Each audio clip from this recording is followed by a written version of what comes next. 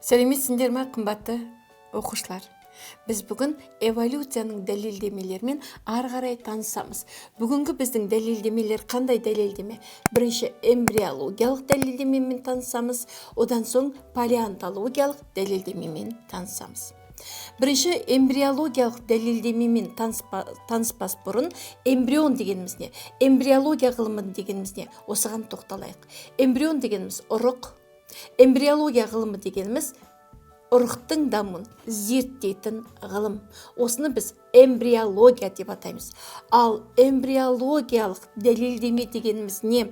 Ол дегеніміз ұрықтың даму сатысын, ұрықтық даму сатысын зерттеудің нәтижесінде дәлелденетін нәрсе. Осыны эмбриологиялық дәлелдеме деп атаймыз. Енді көп жасушалы организмдердің дамуы бірінші зиготаның түзілуінен басталады. А зигота дегеніміз не? Аталық жыныс жасушасы және аналық жыныс жасушасының қосылуынан не пайда болады? Әрине, зигота пайда болады. А зигота дегеніміз сонда ұрықтанған жұмыртқа жасушасы.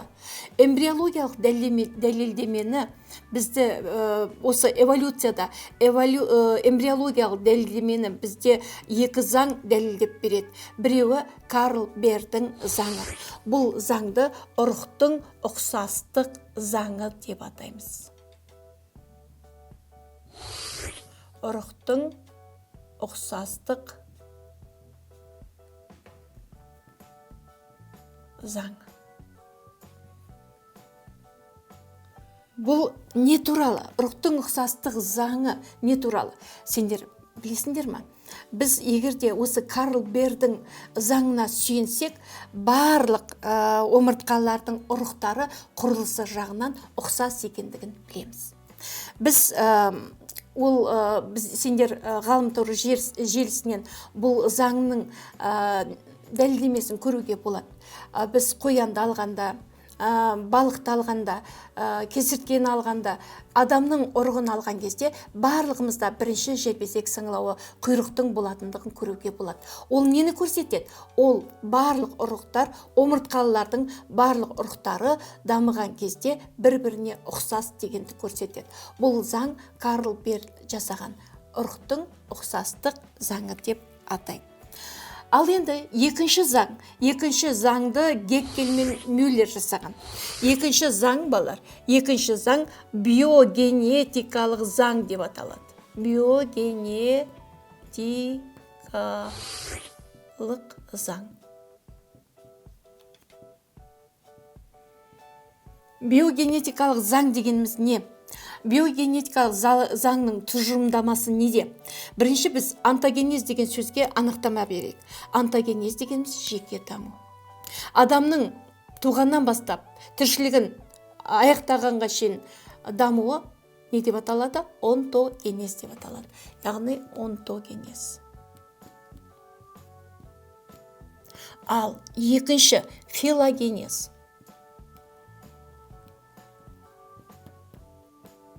Филогенез дегеніміз ол тарихи даму. Онтогенез жеке даму, а филогенез ол тарихи даму. Бұны мен неге жазып отырмын балар? Себебі биогенетикалық заңды түсіндіру үшін сендерге осы екі ұғымды жазып отырмын. Неге десеңдер, биогенетикалық заңның тұжырымдамасы қандай? Ол былай мынандай деп тұжырымдалады. Онтогенез дегеніміз филогенезді қысқаша және толық емес қайталау. Түсіндік қой? Сонда биогенетикалық заңның ең басты тұжырымдамасы, тағы да айтам. Бұл не деп айтылады? Онтогенез дегеніміз, жеке даму дегеніміз, тарихи дамуды қысқаша және толық емес қайталау. Міне, бұл биогенетикалық заң. Биогенетикалық заңда сонда нені көрсетеді? Бұл дегеніміз біз бірінші ағза, мысал үшін омыртқалыларды алайық. Омыртқалылар пайда болған кезде бірінші типтің белгісін, одан кейін кластың белгісін, отрядтың белгісін, тұқымдастың белгісін, туыстың белгісін, ең соңында түрдің белгісін қайталайды дейді. Міне осы екі заң эмбриологиялық дәлелдемеге жатады. Ал енді палеонтологиялық дәлелдеме дегеніміз не? Палеонтология деген ғылым ол биологияның бір саласы. Палеоботаника, палеозоология деген салалар бар. Палеонтология дегеніміз жойылып кеткен қазба қалдықтары, жойылып кеткен ағзалардың қазба қалдықтарының табылуы. Осыны не деп атайды? Палеонтология деп атайды. Сонда палеонтология дегеніміз жойылып кеткен организмдердің қазба қалдықтарын зерттейтін ғылымды палеонтология дейміз. Ол тағы да бөлінеді дедім, иә? Палеоботаника, палеозоология, тағы басқа. Осы палеонтологиялық дәлелдемеде балалар екі бөлім бар. Бірінші өтпелі формаларды, екінші филогенез қатарды зерттеу. Бірінші өтпелі форма дегеніміз не? Кез келген ағза, мысалы үшін тип. Әрбір типтің арасында өтпелі форма болады. Мысалы үшін сендер ойламаңдар, тек қана қазба қалдықтарынан табылған организмдер ғана өтпелі форма болады деп. Ал қазір кездегі тіршілік етіп келе жатқан организмдерде өтпелі форма болып табылуы мүмкін. Мысалы үшін жасыл эвглена. Ал жасыл эвглена дегеніміз не еді балар? Ол талшықты қарапайым. Неге жасыл? Себебі оларда хлоропласт болады. Хлоропласт болғандықтан жасыл эвглена күндіз өсімдік сияқты қоректенеді. Ал түнде жануар сияқты, жәндік, бұл өзі жәндік, жануар сияқты қоректенеді. Сонда жасыл эвглена жануарлар мен өсімдіктердің арасындағы аралық форма болып табылады. Енді Австралия материгін білеміз. Австралия материгіндегі жануарлар мен өсімдіктер, ол басқа материктердегі өсімдіктер мен жануарларға ұқсамайды. Сол Австралияда тіршілік ететін үйрек тұмсық түрпітек бар. Былайша айтқанда утконос, эхидна, проэхидна деп атаймыз.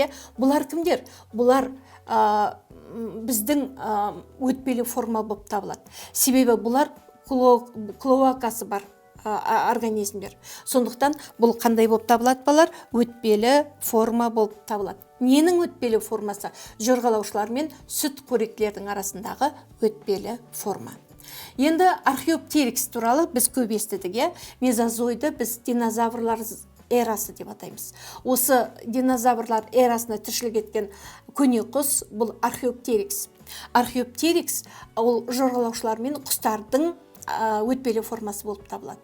Себебі көне құсты біз айтамыз құстардың арғы тегі деп. Себебі бұлардың жорғалаушыларға, кесірткеге ұқсас белгілер де бар, және жануарға да ұқсас белгілер де бар. Міне осыны біз өтпелі формалар деп атаймыз. Ал филогенездік қатар ше. Филогенездік қатар мына жерде филогенезге ұқсап тұр, бұлар. Филогенез дегеніміз не? Ол тарихи даму. Филогенездік қатар құрылады қай кезде? Барлық ата тегі, яғни барлық түрі қазба қалдықтары түгел табылған кезде филогенездік қатар құрылады. Филогенездік қатар құруда біз Ковалевскийді айтпай кете алмаймыз балар. Себебі бұл ғалым жылқының филогенездік қатарын құрған. Сонда жылқының филогенездік қатарын құрған кезде, міне кішкентай жылқыдан бастап қазіргі кездегі жылқыға дейін олардың ұқсас белгілерінің бар екені анықталған. Міне балар, бүгін біз эволюцияның қандай дәлелдемелермен таныстық? Өткенде біз салыстырмалы анатомиялық дәлелдемені танысқанбыз. Ал қазір эмбриологиялық, палеонтологиялық дәлелдемелермен таныстық. Бүгінгі сабақ сендерге түсінікті деп ойлаймын. Келесі сабаққа дейін сау болыңдар.